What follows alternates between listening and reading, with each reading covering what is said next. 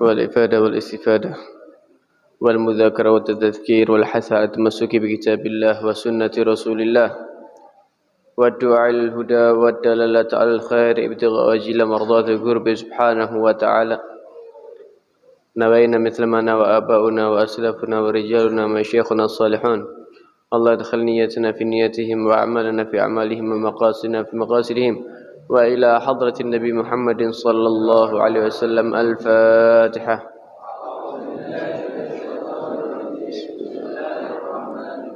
الحمد لله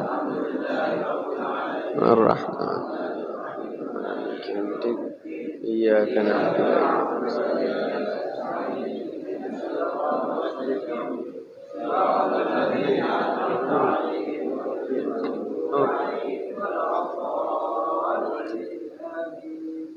بسم الله الرحمن الرحيم. الحمد لله رب العالمين والصلاة والسلام على سيد المرسلين سيدنا ومولانا محمد وعلى آله وصحبه أجمعين. سبحانك لا علم لنا إلا ما علمتنا إنك أنت العليم الحكيم. رب اشرح لي صدري ويسر لي أمري واحلل عقدة من لساني يفقهوا قولي. أما بعد. Alhamdulillah, pada malam hari ini saya dan antum semuanya diberikan hidayah dan taufik oleh Allah Subhanahu wa taala untuk menghadiri majlis ada di Masjid Nurul Amanah. Ya, Masjid Nurul Amanah yang insyaallah diadakan setiap 2 Senin sekali. Mudah-mudahan kita selalu menjadi orang-orang yang dipilih oleh Allah Subhanahu wa taala untuk selalu mendapatkan hidayah, diringankan langkah-langkah kita dalam menghadiri majlis ada di tempat ini. Yang saya hormati Al-Habib Saleh Al-Hamid, para takmir, para asatid yang dimuliakan oleh Allah Subhanahu wa taala. Mudah-mudahan mereka semua dipanjangkan umurnya oleh Allah Subhanahu wa taala dalam sehat wa afiat fi taatillah wa mardatih. Dan tak lupa juga para hadirin, para hadirat yang dimuliakan oleh Allah Subhanahu wa taala. Sebetulnya di sini ini saya lihat kayaknya banyak ustadz ini yang hadir kayaknya ini. Kayaknya ini banyak ustadz yang hadir di sini, kayaknya muka-muka alumni pondokan semua ini. Saya ini sebetulnya belum pantas untuk mengisi di sini dan takut. Mau ngisi itu takut, bukan takut apa? Takut kembali kepada diri saya sendiri, karena ketika seorang dia itu memberikan wasiat, nasihat kepada orang yang lain, maka dirinya akan dituntut juga untuk melakukan nasihat yang telah disampaikannya. Kalau tidak, maka itu akan menjadi ancaman bagi yang isi. Sebagaimana Allah Subhanahu wa taala berfirman, "Atamuruna an-nasa bil birri wa tansawna anfusakum wa antum tatluna al-kitab, afala ta'qilun." Tidakkah kamu memerintahkan kepada manusia untuk selalu melakukan kebaikan? Memerintahkan manusia dalam kebaikan, memerintahkan sholat, memerintahkan puasa, memerintahkan sedekah, memerintahkan zakat atau yang lain. Wa tansawna anfusakum, tapi lupa dengan diri kalian. Afala ta'qilun. Apakah kamu ini adalah orang yang memiliki akal, kata Allah Subhanahu wa taala. Dan banyak sekali ancaman-ancaman itu. Dalam ayat yang lain juga Allah Subhanahu wa taala berfirman, kabura maqtan indallah an taqulu ma la taf'alun. Besar murkanya Allah. Besar murkanya Allah Subhanahu wa taala kepada seseorang yang mereka itu berkata yang tidak ia lakukan. Memerintahkan orang kebaikan tapi kita masih melakukan kejahatan, melakukan kezaliman ataupun yang lain. Dan dalam hadis juga banyak sekali ancaman. Bagaimana Rasulullah SAW menerangkan bahwa nanti ada di neraka ada sekelompok orang yang dia itu ditarik mulutnya dan dibawa keliling, ada di dalam neraka sebagaimana keledai dibawa oleh orang yang memilikinya, dibawa keliling. Itu semua dikarenakan apa? Karena mereka melakukan apa yang mereka larang dan meninggalkan apa yang mereka perintahkan.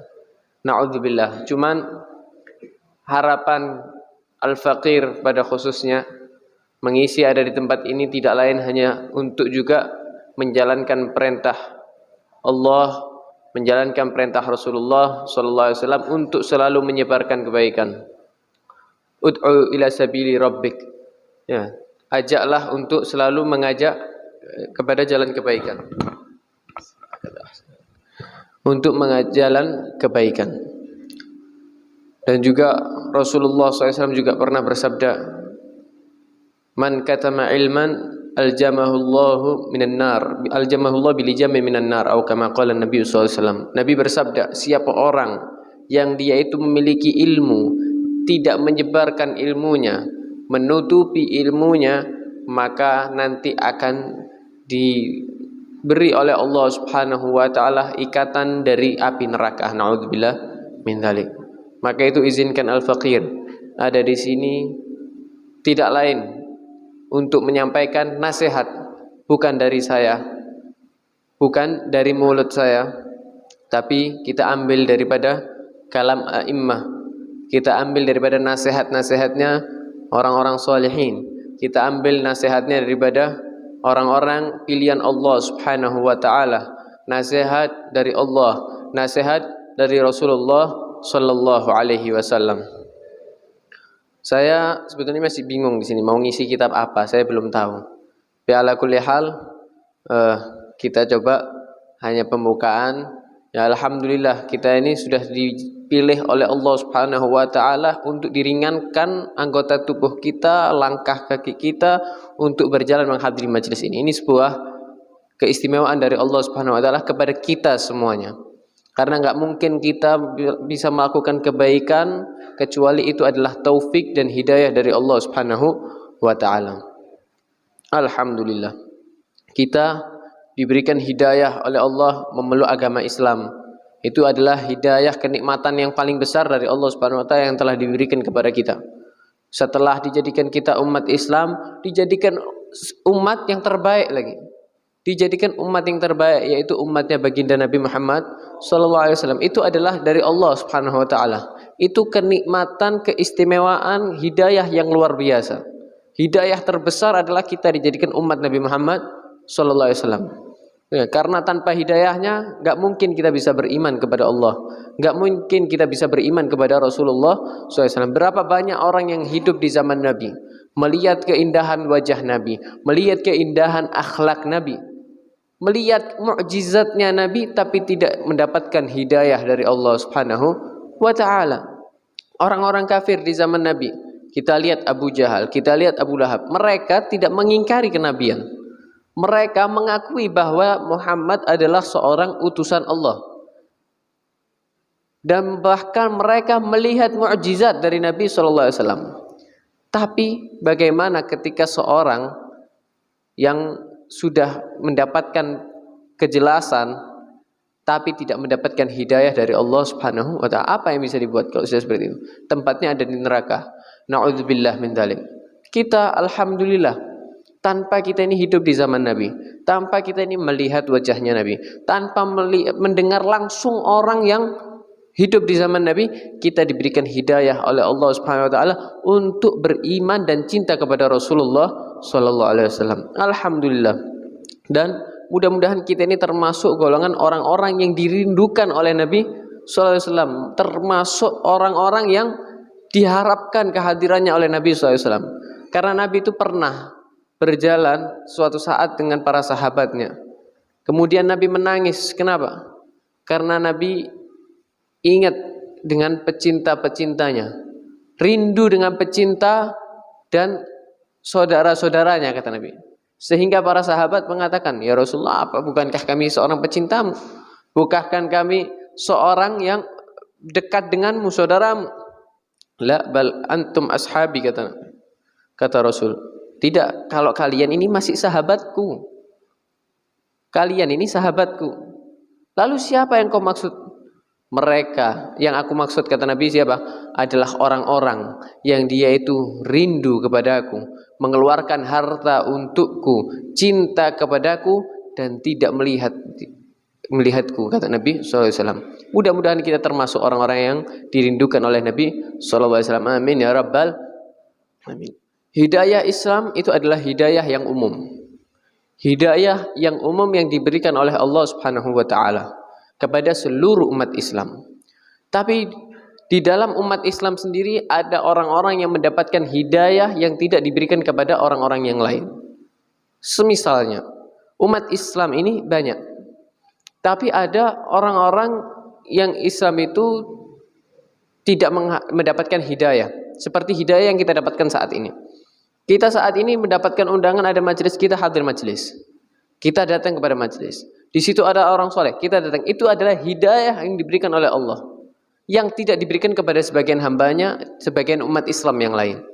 Ada yang dengar juga undangan, ada yang juga dengar di situ ada majelis, ada yang bahkan mohon maaf, orang mungkin di dekat situ tapi nggak bisa hadir. Kenapa? Karena belum mendapatkan hidayah dari Allah Subhanahu wa taala. Maka itu hendaknya kita ini selalu bersyukur kepada Allah Subhanahu wa taala. Ada juga orang-orang yang mendapatkan hidayah yang tidak diberikan oleh orang lain. Seperti apa? Hidayah dia bisa melakukan amal soleh yang banyak, melakukan sholat yang banyak, melakukan ibadah yang banyak. Itu adalah semuanya hidayah minallah Subhanahu wa taala. Tapi tidak semuanya mendapatkan itu. Maka itu bagi yang mendapatkan hidayah dari Allah, hendaknya selalu menikmati hidayah tersebut, mensyukuri hidayah tersebut. Hidayah itu adalah nikmat dari Allah Subhanahu wa taala. Nikmat itu tidak selalu identik dengan uang, tidak selalu identik dengan harta.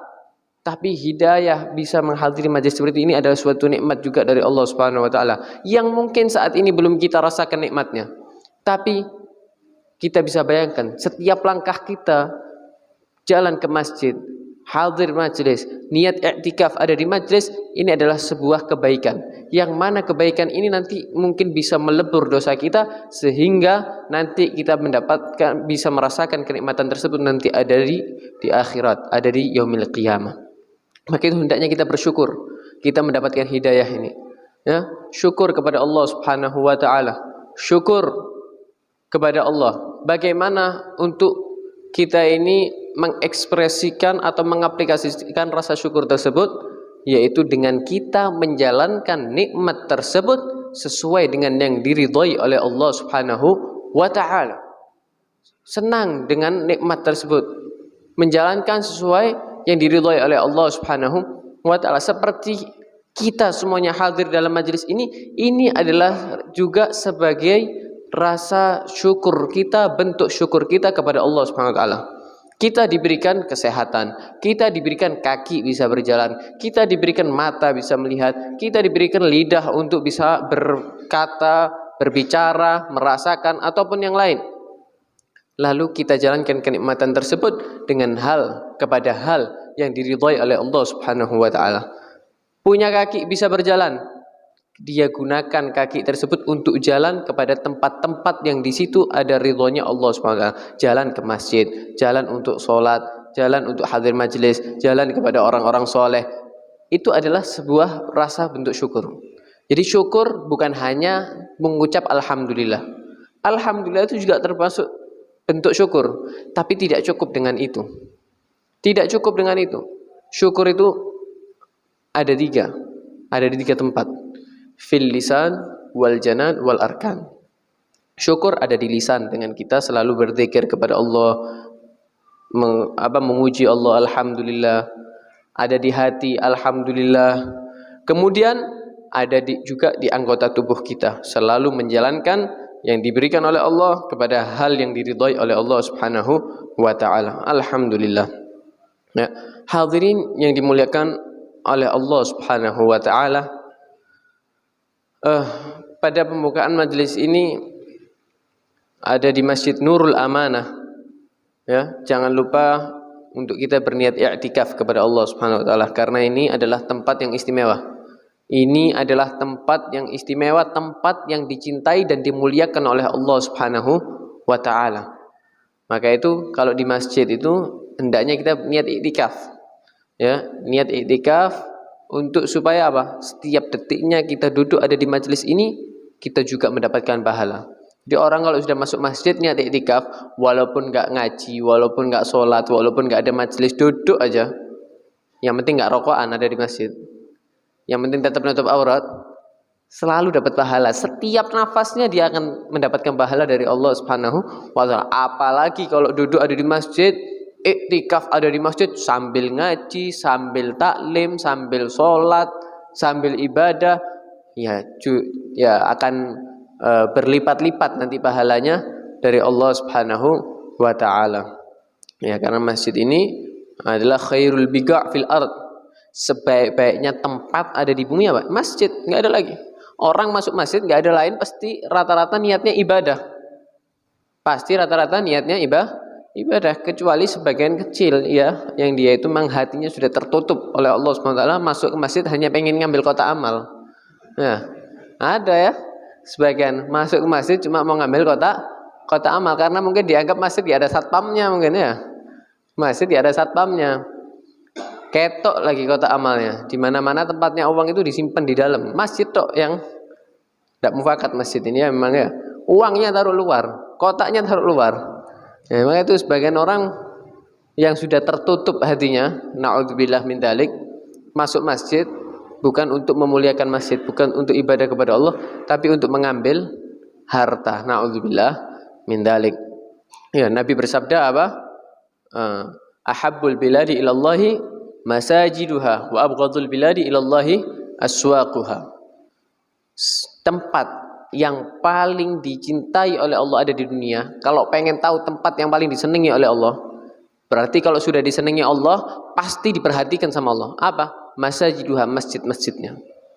Masjid-masjidnya Allah. Maka itu masjid disebut rumahnya Allah. Karena orang yang pengen ibadah, pengen ngomong sama Allah, pengen iktikaf, masjid tempatnya. Ada di masjid. Nggak ada tujuan lain. Nggak ada ceritanya orang mau ke masjid tujuan ngopi, nggak ada. Orang mau ke masjid tujuannya untuk apa?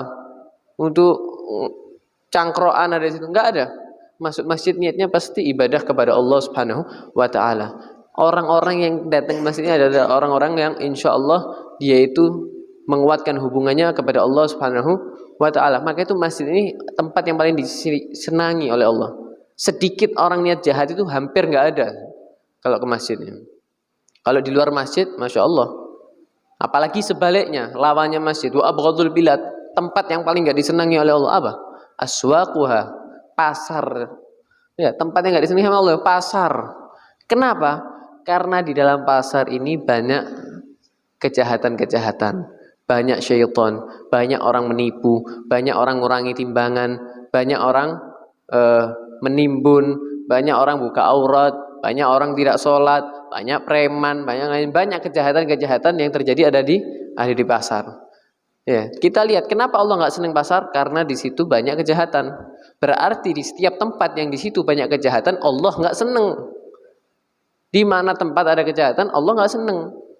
Ya, jangan pokoknya pasar. Berarti pasar, mall nggak, sama aja. Mall itu pasar tapi modern. Mall itu pasar tapi gayanya modern, elit. Ya, intinya apa? Pasar, ya sama aja. Ataupun mungkin di suatu daerah di situ banyak kejahatan, Allah nggak senang sama daerah tersebut. Maka itu harus kita memakmurkan masjid. Jangan pasarnya rame, masjidnya sepi. Pasarnya masya Allah rame, ribuan orang kalau perlu. Masjidnya yang sholat 4 orang, yang satu agak pincang lagi. Ya, nah itu masjid ini harus dimakmurkan. Sholat 5 waktu harus dimakmurkan. Ya, jangan sampai nggak sholat. Zaman dulu itu, zamannya Nabi itu, para sahabat, para ulama itu dulu, kalau ada seorang yang nggak sholat berjamaah ada di masjid, itu dipikir meninggal, Pak. Tanya, kenapa kau tidak hadir? Kenapa nggak sholat berjamaah? Masya Allah, mudah-mudahan sehat walafiat. Didatangi ke rumahnya takziah orang-orang itu ke rumahnya. Kalau perlu 3 hari takziahnya. Ditakziahi, apa mudah-mudahan dapat hidayah. Ya, kenapa nggak sholat jamaah di masjid? Segala macam. Kalau sekarang kebalikannya, ada orang sholat di masjid, dengarin kan sholat berjamaah. Ya kan seperti itu. Nah ini menunjukkan sekarang ini zaman sudah berubah ya, sudah mulai kebalik.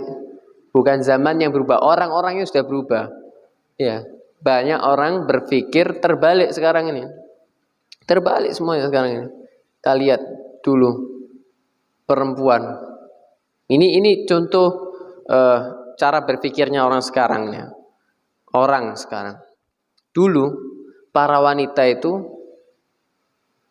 hidupnya hanya untuk dibuat pemuas nafsu laki-laki.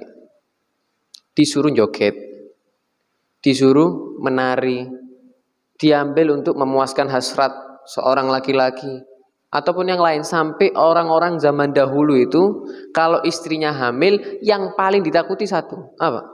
Punya anak perempuan. Jangan sampai punya anak perempuan orang dulu itu. Kenapa? Takut. Takut apa? Harga dirinya hancur kalau punya anak perempuan. Kenapa? Pasti anaknya dibuat untuk pemuas nafsu aja. Sampai sebagian mereka kalau punya anak perempuan dibunuh. Bahkan ada yang dikubur hidup-hidup. Kapan? Sebelum Islam. Sebelum Islam. Walaupun di Arab sama, sebelum Islam. Pakaiannya terbuka. Akhirnya datanglah syariat Nabi Muhammad sallallahu alaihi wasallam. Syariat mengatur kehidupan seluruh manusia, baik laki-laki maupun perempuan. Kemudian diatur bagaimana caranya perempuan ini dimuliakan dan memiliki harga diri. Diajarkanlah oleh Nabi Muhammad sallallahu alaihi wasallam, tidak boleh perempuan untuk menari-nari. Tidak boleh perempuan kumpul di hadapan yang bukan mahram. Perempuan harus tertutup, tempatnya di rumah, begini. Yang mau perempuan nikah, nikahi, datang ke orang tuanya, akad, kasih maharnya. Itu caranya syariat Islam. Untuk apa? Memuliakan perempuan. Zaman ke zaman, hingga saat ini akhirnya sekarang kembali berpikir terbalik lagi. Sekarang para wanita ini kembali berpikir pengen seperti dahulu lagi. Apa maksudnya kok perempuan diatur-atur untuk berhijab? Kan terserah, itu haknya kita perempuan. Misalnya, ini saya bukan ngomongi perempuan sekarang ya, cuman cara berpikirnya sekarang. Sebagian orang tua misal tegur, anakmu terbuka auratnya begini, biarkan, sudah besar bisa mikir, tidak apa-apa. Kalau tidak dipajang nanti siapa lagi yang pengen? Akhirnya gak payu aku dua anak. Nah ini sebagian orang seperti ini kan, berpikirnya terbalik sekarang. Sehingga perempuan apa? Islam ini ketat ya. Islam ini memang ini pengennya terbuka, kembali ke zaman dahulu lagi. Terbuka, dinikmati tubuhnya oleh para lelaki, para buaya ini. Buaya-buaya darat. Saya bingung kalau orang laki dibilang buaya darat ini. Buaya laut itu yang mana? Belum tahu saya. Setahunya saya buaya ini masih hewan yang asli ya di darat. Cuman bisa ke air. Ya, ini para buaya-buaya darat yang nggak bisa ke air ini, yang kadang-kadang nggak mandi ini yang bingung. Seneng ketika perempuan dilihat orang banyak. Kalau perlu digoda sama laki-laki, sweet. Tambah dadi melegok melakukannya. Nah, padahal itu dihinakan. Tapi bagaimana cara berpikirnya orang sekarang ini sudah kebalik. Sehingga menganggap Islam ini terlalu keras dan yang lain. Nah itu naudzubillah ya. Maka itu bagaimana supaya kita selamat? Ini termasuk fitnah yang terjadi di akhir zaman. Ya inilah fitnah agama ya ini. Maka bagaimana untuk mengatasi ini? Hadiri majelisnya orang-orang soleh. Dengarkan nasihatnya orang-orang soleh. Supaya apa? Kita aman, selamat daripada fitnah-fitnah yang keji ini. Fitnah-fitnah yang terjadi di akhir zaman ini. Kalau kita bisa selamat, belum tentu anak cucu kita selamat. Maka itu bagaimana? Kuatkan hubungan kita punya keluarga dengan syariat Nabi Muhammad SAW melalui apa? Al-Quran. Melalui apa? Hadis. Melalui apa? Dekat kepada orang-orang soleh. Kepada orang-orang soleh. Orang-orang soleh itu bukan yang banyak umatnya, bukan yang banyak pengikutnya, tapi siapa orang soleh yang memang hubungannya dekat dengan Allah Subhanahu wa taala, yang paling takut dengan Allah Subhanahu wa taala. Belum tentu orang yang banyak umatnya itu takut kepada Allah, tapi cari orang yang takut kepada Allah Subhanahu wa taala. Maka itu majelis ini kita niatkan, kita hadir di sini bukan untuk apa-apa, tapi menguatkan hubungan kita dengan Allah Subhanahu. Hadir di majelis ini bukan karena apa-apa, tapi supaya kita lebih dekat kepada Nabi Muhammad sallallahu alaihi wasallam. Jadikan kita mencari ilmu bukan hanya untuk banyak ilmunya saja, tapi juga untuk apa? Supaya kita lebih dekat dan lebih takut kepada Allah dan kepada Rasulullah sallallahu alaihi wasallam.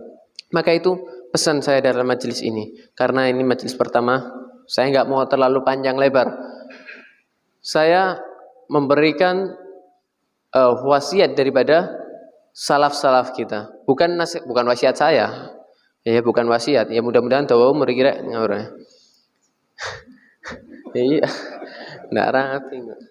Ya, jadi wasiat dari Allah, wasiat dari Rasulullah yang disampaikan kepada para salaf-salaf kita. Jadi para salaf-salaf kita, guru-guru kita, orang soleh ini seperti Imam Haddad, Habib Abdullah Sahibur Ratib. Ketika dimintai nasihat, dimintai wasiat, mereka mengatakan saya nggak pantas. Saya nggak pantas, saya bukan ahlinya. Saya ini masih jelek niatnya, jelek hatinya. Tapi mereka tetap memberikan wasiat. Yang pertama yang selalu diingatkan oleh para ulama apa? Wasiatnya Allah dan wasiatnya Rasulullah SAW. Karena nggak ada yang lebih bisa kita percaya daripada kalamullah. Nggak ada yang bisa lebih kita pegang daripada kalamullah. Allah Subhanahu wa taala berfirman dalam Al-Qur'an apa yang dikutip ada di kitab An-Nasaihud Diniyah yang dikarang atau ditulis oleh Al-Imam Al-Habib Abdullah bin Al-Haddad Sahibur Ratib apa? Qala Allah Ta'ala wa man asdaqu minallahi haditha. Siapa yang bisa lebih kita percaya, yang lebih benar omongannya dari Allah Subhanahu wa taala? Siapa? Tuhan semesta alam. Siapa? Pak RT, Pak RW, Pak Lurah, Pak siapa lagi? Pak Bupati, Pak Camat. Siapa yang bisa lebih kita percaya omongannya? Jelas Allah Subhanahu wa taala. Wa man asdaqu minallahi, ya dalam ayat yang lain Allah juga berfirman apa? Wa man asdaqu minallahi qila. Siapa yang lebih benar dariku omongannya, kata Allah Subhanahu wa taala. Maka itu tidak ada yang bisa kita pegang dari zaman ke zaman, dari zaman Nabi Adam sampai zaman hari kiamat, yaitu tidak ada yang bisa kita pegang kalamnya kecuali kalamullah Subhanahu wa taala dan kalamnya orang-orang yang ahlullah, kalamnya orang-orang yang dekat dengan Allah Subhanahu wa taala. Maka itu wasiat yang perintah yang diberikan oleh Allah Subhanahu wa taala kepada kita semuanya, baik laki-laki maupun perempuan, baik kiai atau bukan, baik habib atau bukan, baik dia itu orang kaya, orang miskin, orang besar atau anak kecil apa? Allah Subhanahu wa taala berfirman, "Ya ayyuhalladzina amanu ittaqullaha haqqa tuqatih wa la tamutunna illa wa antum muslimun." Hai orang-orang yang beriman, siapapun yang beriman, mau habibkah, mau bukankah, mau kiaikah, mau bukan, mau pejabat, mau bukan, mau laki, mau perempuan, semuanya orang beriman, ittaqullah, bertakwalah kepada Allah Subhanahu wa taala dengan sebenar-benarnya takwa, dengan sebaik-baiknya takwa. Wala tamutunna illa wa antum muslimun. Apa takwa itu? Apa itu takwa? Maka dijelaskan oleh Imam Haddad. Ya, takwa ini adalah imtitsalu awamirillah wajtinabu nawahi. Melakukan perintahnya Allah. Melakukan kewajiban yang diwajibkan oleh Allah Subhanahu wa taala dan menjauhi apapun yang dilarang oleh Allah Subhanahu wa taala. Itulah takwa. Itu takwa versi ulama jumhur. Takwa itu banyak artinya ya. Tapi para ulama banyak yang mengatakan bahwa takwa itu menjalankan perintah Allah, menjauhi larangan Allah. Kita diperintahkan sholat 5 waktu. Ayo sholat 5 waktu, dijaga dengan sebaik-baiknya. Dengan sebaik-baiknya. Takwa kepada Allah. Sholat 5 waktu, masih bolong-bolong, Beb. Ayo, bagaimana kita jaga sholat 5 waktu ini supaya apa? Lengkap. Sehari 5 kali. Kita nggak bisa bayangkan ya, subhanallah. Untung Allah ini maha rahmat sama hamba-hambanya. Baik sama hamba-hambanya. Bagaimana juga Rasulullah memikirkan umatnya. Kalau enggak kita bisa bayangkan. Kita ini sebenarnya diperintahkan sehari sholat ini 50 kali. 50 kali. Kita bisa bayangkan. Untung nggak jadi 50 itu. 5 aja sudah bolong. Kalau 50 bolongnya berapa itu? Kalau 50 kali dalam sehari berarti setiap setengah jam kita ini hampir diperintahkan sholat. Setiap setengah jam sekali. Nggak nyampe setengah jam. Ya, kita sehari cuma 24 jam. Dalam 1 jam berarti 2 kali. Kalau 2 kali selama 24 berarti 48. Jadi nggak nyampe setengah jam itu sholat terus. Ya, itu kalau jadi, wallahu a'lam. Insya Allah banyak yang kena penyakit pikun, biar lupa nggak sholat. Ya, nah gini baru 5 kali aja, subhanallah. Subuhnya amblas, duhurnya amblas, asarnya amblas, macam-macam. Ada yang subuh sholat istiqomah di masjid, masya Allah. Begitu sholat duhur gak iso beb tandang gawe. Nah, ini kan repot. Takwa kepada Allah. Ada yang melakukan perintahnya Allah, sholat 5 waktu, alhamdulillah, masya Allah. Begitu disuruh apa misalnya, meninggalkan maksiat, sik gak iso beb, gak iso beb. Lakukan sebisa mungkin. Lakukan sebisa mungkin. Tapi kalau dalam urusan maksiat, tinggalkan sekuat-kuatnya. Jadi harus mengerahkan tenaga untuk meninggalkan maksiat ini. Sebenarnya kalau kata para ulama, meninggalkan maksiat ini lebih gampang daripada melakukan sesuatu. Kita diperintahkan sholat, itu kan berarti mengadakan sesuatu yang belum ada. Artinya sholat ini aslinya nggak ada, tapi kita harus sholat untuk supaya kita dianggap sholat. Ya, puasa, kita aslinya nggak puasa, harus puasa, menahan makan, menahan minum. Berarti nggak boleh makan, nggak boleh minum. Iya, itu perintah. Maka itu dalam ayat yang lain Allah mengatakan fattaqullaha mastata'tum. Bertakwalah kepada Allah semampu kalian. Ada orang yang nggak sholat itu kita harus berdiri, harus ngadep kiblat, harus baca Fatihah. Ada orang lumpuh nggak bisa berdiri apa? Ya sudah sholat duduk. Semampunya itu fattaqullaha mastata'tum itu fil awamir, dalam perintah. Tapi dalam nawahi, dalam larangan-larangan itu ayat yang ini fattaqullaha haqqa tuqatih. Sekuatnya harus ditinggalkan itu maksiat. Kenapa? Karena kata para ulama sebetulnya kalau meninggalkan maksiat itu lebih gampang. Kenapa? Karena ya bagaimana kita harus bisa konsisten menjaga diri kita untuk tidak melakukan itu.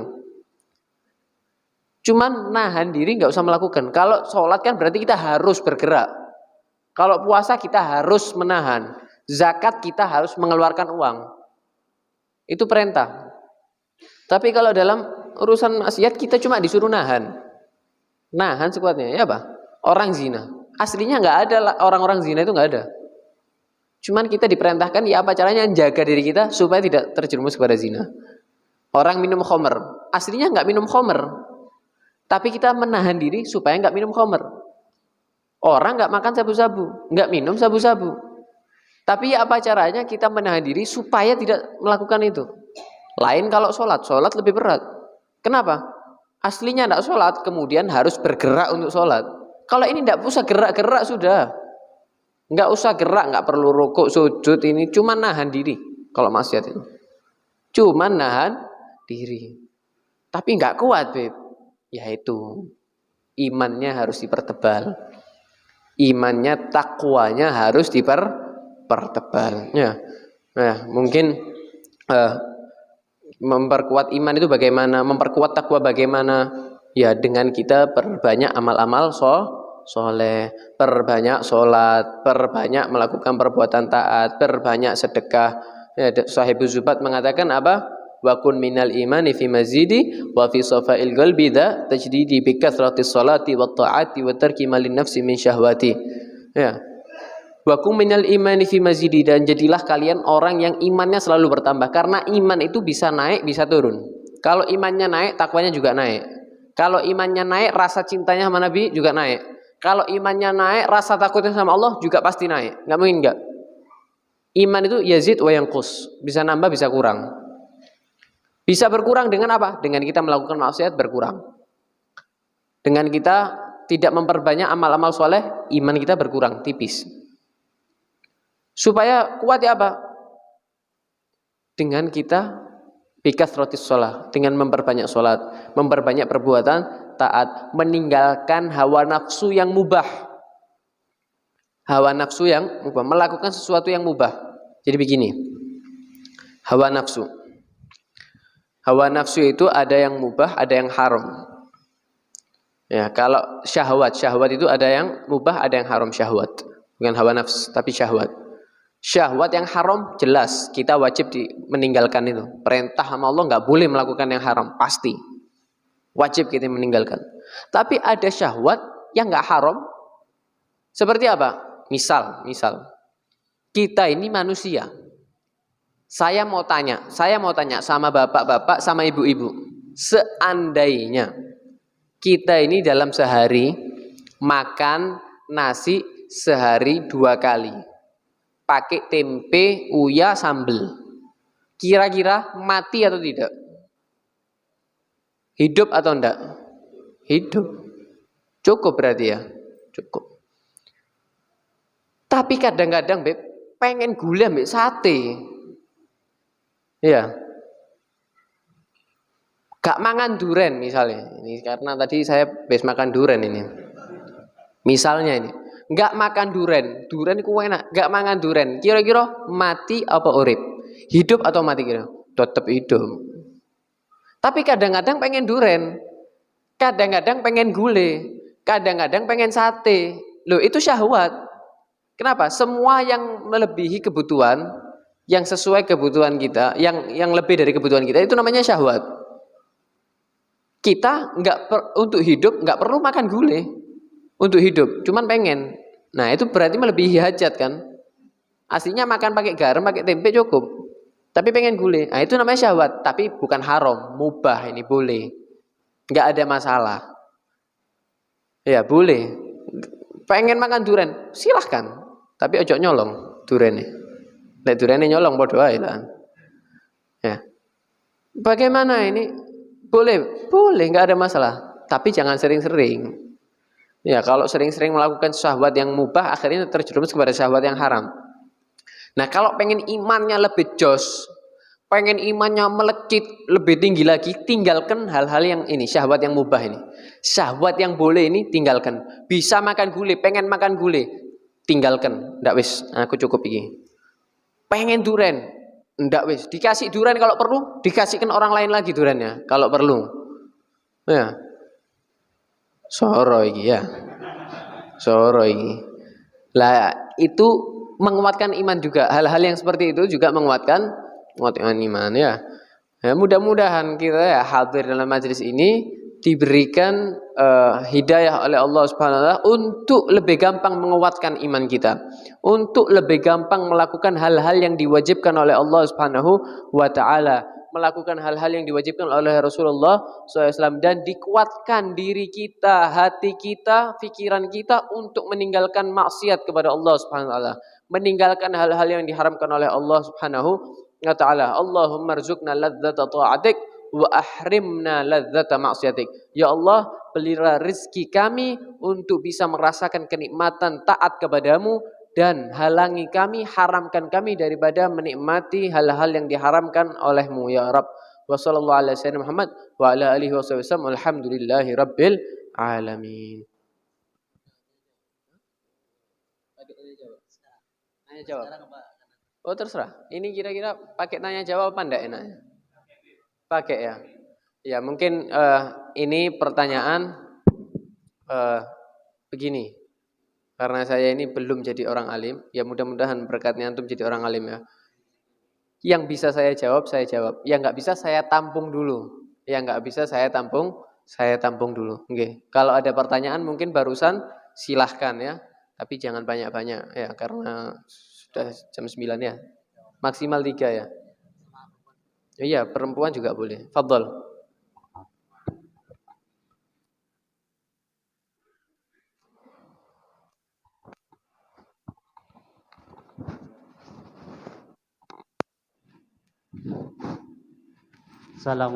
Assalamualaikum. Waalaikumsalam warahmatullahi wabarakatuh. Saya ingin suatu nasihat Bib, tidak tanya tentang hukum.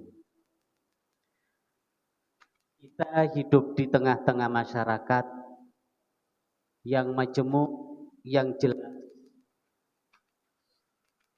Terkadang kita punya teman yang di situ masih jauh dari hidayah Allah. Melihat kewajiban kita melihat saudara kita atau teman-teman kita yang masih jauh dari hidayah Allah. Apakah kewajiban kita terhadap saudara-saudara kita yang masih jauh dari hidayah Allah? Yang saya tahu yang jelas kita membenci orang-orang yang jauh dari hidayah Allah. Kita tidak boleh. Apalagi membencinya saudara-saudara kita yang masih jauh dari hidayah Allah. Butuh suatu nasihat. Itu satu, Bib. Saya tertarik dengan suatu nasihat Habib. Kadang-kadang di tengah masyarakat saudara-saudara kita ahli ibadah jalan. Suatu saat maksiat masih jalan. Ibadahnya jalan, Bib, ya. Terkadang saya lihat maksiat dia juga jalan, Bib. Itu apa sih penyebab? Bila ada kita rumus, bukan ada, Bib, ya. Bila mana kita terjerumus seperti itu.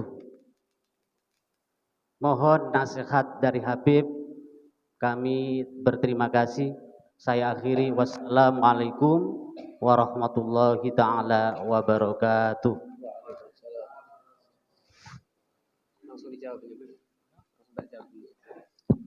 Masya Allah pertanyaannya.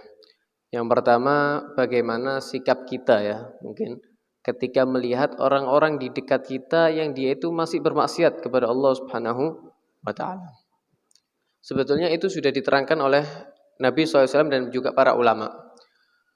Bagaimana ketika kita melihat suatu orang atau melihat seseorang yang dia itu masih melakukan hal-hal yang diharamkan oleh Allah, maka hendaknya kita bisa menegurnya, menasehatinya, mengajarinya. Oh, mungkin ada orang gak sholat atau gak ngerti sholat. Dia gak ngerti bagaimana caranya sholat, bagaimana caranya taubat, mungkin pengen taubat. Kita ajari. Kalau kita gak bisa ngajari, ayo bawa kepada orang yang bisa mengajarinya. Yang pertama, kita rubah orang tersebut. Kalau kita mungkin punya kekuasaan, mungkin kita seorang tokoh, mungkin ada seorang pejabat, rubah mungkin di situ tempat orang bermaksiat menjadi tempat yang baik. Kalau enggak bisa, maka hendaknya kita menasehati dengan lisan. Ayo po sholat toh sekali-kali. Jangan enggak sholat. Saya takut kalau kamu enggak sholat. Kalaupun masih tetap enggak bisa, setidaknya di dalam hati kita itu ada ingkar, enggak terima. Jadi kewajiban kita adalah memberi nasihat, memberitahu orang tersebut. Urusan orang itu nanti berubah atau tidaknya, itu bukan kewajiban kita. Kewajiban kita menyampaikan hal yang harus dia lakukan. Urusan berubah atau tidaknya, urusan orang itu menerima nasihat kita atau tidak, itu urusan orang itu sendiri. Bukan urusan kita. Yang penting kita sudah menyampaikan. Yang penting kita sudah menegur. Kalau perlu dibantu dengan doa. Kalau perlu jangan cukup sekali kemudian berhenti. Kalau perlu dilanjutkan, lebih bagus lagi. Lebih bagus lagi, diingatkan terus. Ya, maka itu Nabi bersabda apa?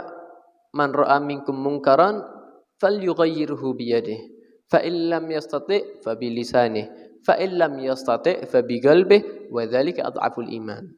Kalau seandainya kamu melihat seorang melakukan sebuah kemungkaran atau melihat sebuah kemungkaran, falyughayyirhu biyadihi, rubahlah dengan tangan kalian. Maksudnya ya bukan dengan anarkis. Rubahlah dengan tangan kalian. Artinya apa? Mungkin punya kekuasaan dirubah. Mungkin menjadi tempat yang dilarang atau apa? Karena punya wewenang. Atau ditarik orang tersebut untuk melakukan kebaikan. Kalau enggak bisa, fabilisanih, dengan lisan, nasihat.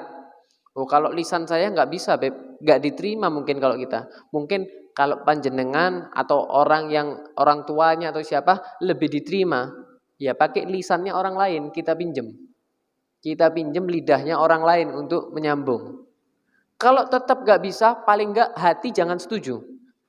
Kalau setuju bahaya. Tapi jangan setuju. Astagfirullah.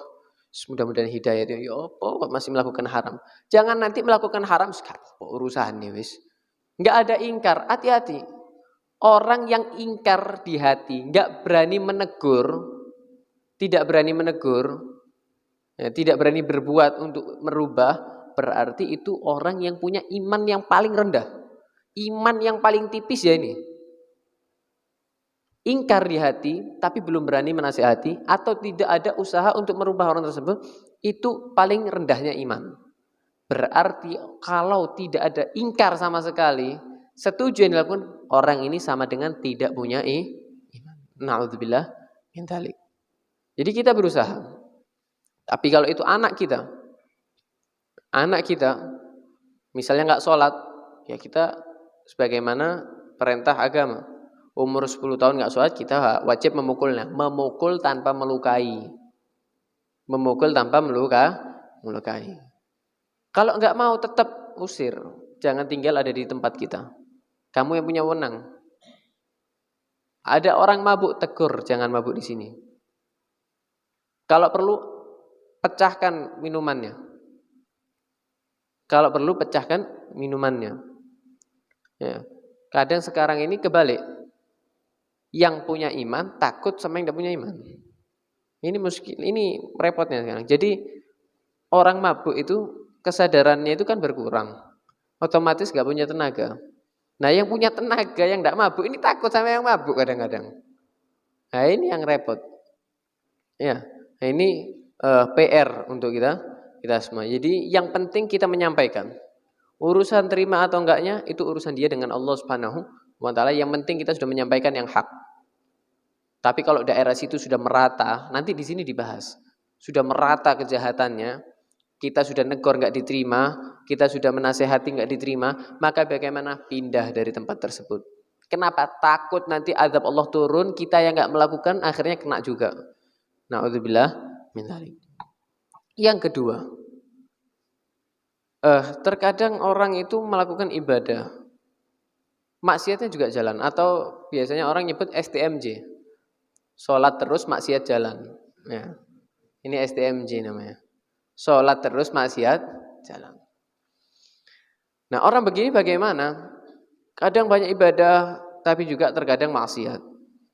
Namanya orang itu pasti nggak luput dari godaan syaitan. Namanya manusia itu nggak ada yang luput dari godaan setan.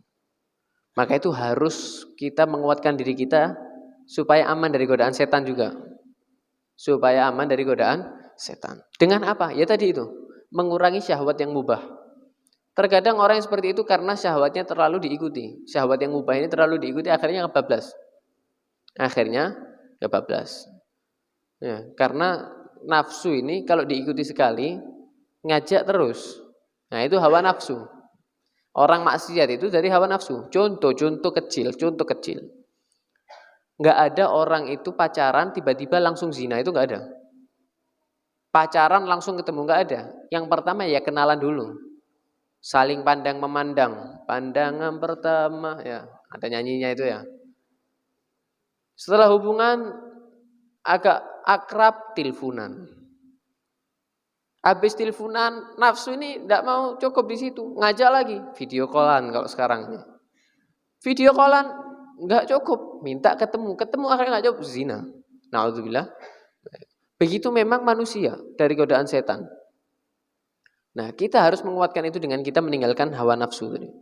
Dengan kita melawan hawa nafsu dan juga mengkoreksi, mengintrospeksi diri kita, makanan yang masuk kepada mulut kita. Kalau itu dari syubhat atau itu dari yang haram, ya itu berarti pemicunya. Maka itu minta sama Allah supaya kita ini aman terus dari godaan setan. Setan ini selalu ada di tubuh manusia. Enggak ada ceritanya manusia aman dari setan. Setan enggak pernah tidur kalau katanya ulama. Setannya enggak pernah tidur. Di dalam darah kita ini ada setan. Bukan darah kita ya. Artinya setan itu di tubuh manusia seperti darah, ngalir, enggak berhenti.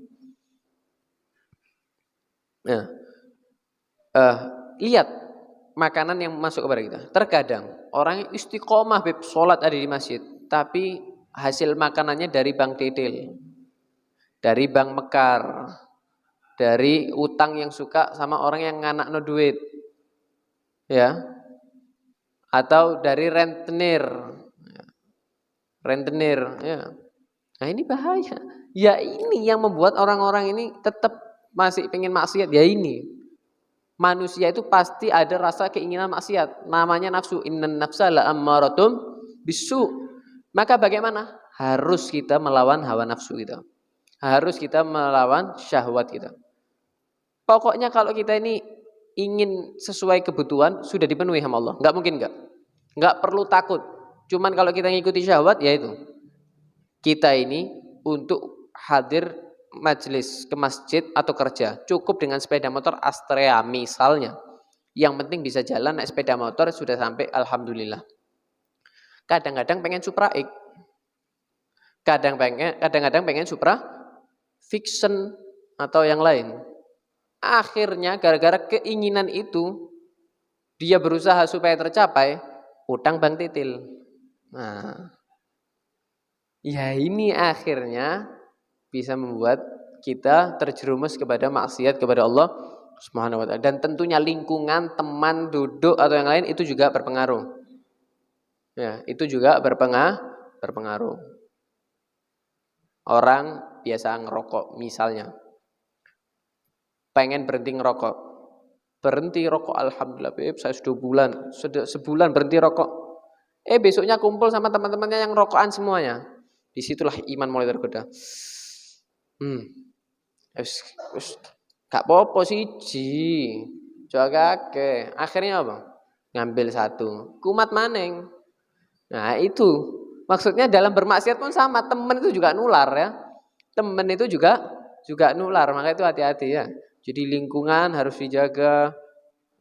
Hawa nafsu jangan diikuti.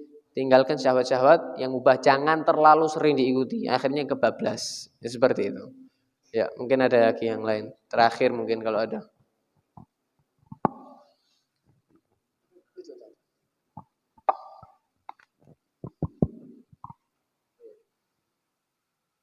Assalamualaikum warahmatullahi wabarakatuh. Waalaikumsalam. Bib, ini saya kan mau tanya terkait masalah syahwat mubah dan syahwat haram. Sedangkan sekarang sudah tahun 2023. Teknologi sudah canggih semua. Sedangkan ini ada usia 50 ke atas lah intinya. Maaf kalau pengen jima lah. Pengen lihat yang yang buka-buka gitu, Beb. Itu termasuk kayak umpama kayak saya ini apakah termasuk dapat dosa apa gimana, Beb? Soalnya kalau nggak lihat itu nggak kuat saya, Pak. Nggak gitu kan intinya kayak gitu, Beb. Ya, terima kasih. Wassalamualaikum warahmatullahi wabarakatuh. Salam. Ya, mohon maaf berarti nggak punya istri itu ya. Hah? Ya jadi begini. Kita ini memang sekarang hidup di zaman akhir. Jadi otomatis selain kita zaman ini lebih modern, fitnahnya kita juga lebih modern. Fitnah agama ini lebih modern, nggak jadul-jadul banget. Kalau dulu mungkin orang gembosi Islam itu ya dengan dakwah juga. Kalau sekarang ini banyak propaganda yang menghancurkan iman kita. Salah satu contoh tipis, HP. HP itu nggak salah, tapi di dalam HP itu juga ada banyak fitnah yang terjadi. Ketika seseorang yang tidak memiliki iman yang kuat, maka dia akan terkena fitnah juga dari HP. Bukan hanya HP, ya media keseluruhan. Jadi fitnah ini juga semakin deras kepada kita.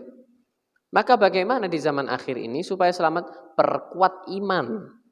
Pertebal iman kita dengan kita menguatkan hubungan dengan Allah. Karena zaman sekarang ini banyak teknologi yang juga bisa membuat kita hubungan kepada Allah ini semakin tipis, semakin renggang.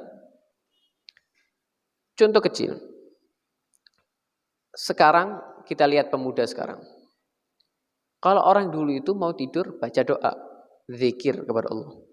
Bangun tidur langsung baca doa, alhamdulilladzi ahyana ba'da ma amatana wa ilaihin nusyur. Zaman sekarang kebalik. Mau tidur pegang HP sampai ketiduran. Bangun tidur yang dibaca, yang diingat bukan Allah, langsung HP-nya. Langsung nyari HP. Loh, ini contoh kecil bagaimana fitnah yang terjadi zaman sekarang ini. Nah, bagaimana tugas kita? Apakah HP yang salah? Tidak. Yang salah siapa? Orangnya. Yang salah orangnya. Dari zaman dulu sampai zaman sekarang perempuan juga banyak. Tapi di zaman sekarang perempuannya lebih mencolok. Terus bagaimana? Karena kita melihat fitnah semakin besar, maka kita harus lebih modern juga untuk menjaga iman kita. Harus lebih modern juga. HP, di situ juga ada pengajian, di situ juga ada kitab, di situ juga ada zikir. Tapi di situ juga ada banyak maksiat. Jadikan HP itu media untuk mempertebal iman kita di era modern. Ngelihat pengajian, ngelihat sholawat, ngelihat ini. Untuk iman kita supaya lebih kuat. Kalau enggak kebablas. Loh, saya enggak kuat, Beb. Saya kalau enggak bisa zina. Walaupun enggak ada HP, ya namanya nafsu. Lah nafsu, kalau terus diikuti, ya itu jadinya. HP. Mohon maaf, jima itu kan juga hasrat. Termasuk bagian dari nafsu. Tapi nafsu yang dihalalkan kalau sama istri. Ya, kalau sama istri. Walaupun nggak megang HP, orang sekarang kadang ya zina. Itu problemnya ada di mana? Di orangnya. Saya kalau nggak ngelihat, nggak kuat. Datangi istri. Anda punya istri. Islam sudah memberi solusi. Datangi istri. Oh, berarti kalau sama-sama gitu, ada juga orang yang mohon maaf, kecanduan dengan sabu-sabu. Saya kalau nggak nyabu nggak kuat. Ya semua akhirnya pakai dalil itu. Saya kalau nggak minum khamr, saya nggak kuat. Saya nggak bisa mikir. Ya kayak orang sekarang ini contohnya, rokok. Ya. Aku lagi gak ngerokok, gak iso mikir. Akhirnya ngerokok. Saya pengen berhenti rokok, Beb. Tapi saya kalau nggak ngerokok ini bodoh, Beb. Saya ini kalau nggak ngerokok nggak bisa mikir. Ini banyak ini sekarang ini kan. Nah, tapi itu bedanya halal. Bukan halal ya, saya bilang makruh, bahkan sebagian haram. Dalam urusan maksiat juga sama. Ya. Wan nafsu katifli in tuhmilhu syabba ala hubbir radha'i wa in ta'simhu lam yanfatimi. Wa in taftimhu lam yanfatimi. Ya. Hawa nafsu itu seperti anak bayi. Seperti anak bayi. Anak bayi yang disusui. Ketika disape, diberhentikan dari menyusu, rewel. Sampai nangis-nangis. Tapi kalau pengen berhenti nyusu caranya ya apa? Ya dipaksa biarkan rewel. Tapi nggak dituruti. Tapi kalau dituruti terus, sampai gede ya nyusu. Sampai umur 4 tahun kalau perlu masih nyusu. Nah itu kata Imam Busiri dalam burda apa? Wan nafsu katifli in tuhmilhu syabba ala hubbir radha'i wa in taftimhu lam yanfatimi. Kamu cabut nggak bakal mau, berontak pasti. Begitu juga orang kecanduan maksiat. Ketika dia memberhentikan dari maksiat, nafsunya ini memberontak. Kok ndak iso mandek, ayo, kok ndak iso mikir ini, terus. Tahan. Kalau ndak begitu, ndak bebas nanti. Kalau ndak begitu, nggak bisa disape akhirnya. Wah, kata seterusnya ya. Memang perlu seperti itu. Menguatkan itu ya dengan datang kepada orang-orang soleh ya. Mungkin itu. Jadi nggak ada ceritanya haram jadi halal karena nggak kuat, nggak ada. Kalau gitu ya semuanya pakai dalil itu akhirnya. Ya, mau tua mau muda sama aja. Mungkin dari perempuan kalau ada pertanyaan silahkan terakhir.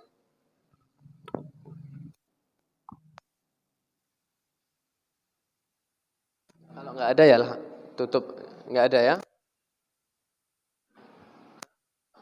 Langsung doa. Allahumma hdina fi man hadait wa afina fi man afait wa tawallana fi man tawallait wa barik lana fi ma a'tait wa qina bi rahmatika syarra ma qadait fa innaka taqdi wa la yuqda alayk fa innahu alladhi yu'izzu wa la تبارك ربنا وتعالى فاك الحمد لله المغفور نستغفرك ونتوب وصلى الله على سيدنا محمد وسلم الحمد لله رب العالمين يا ربنا اعترفنا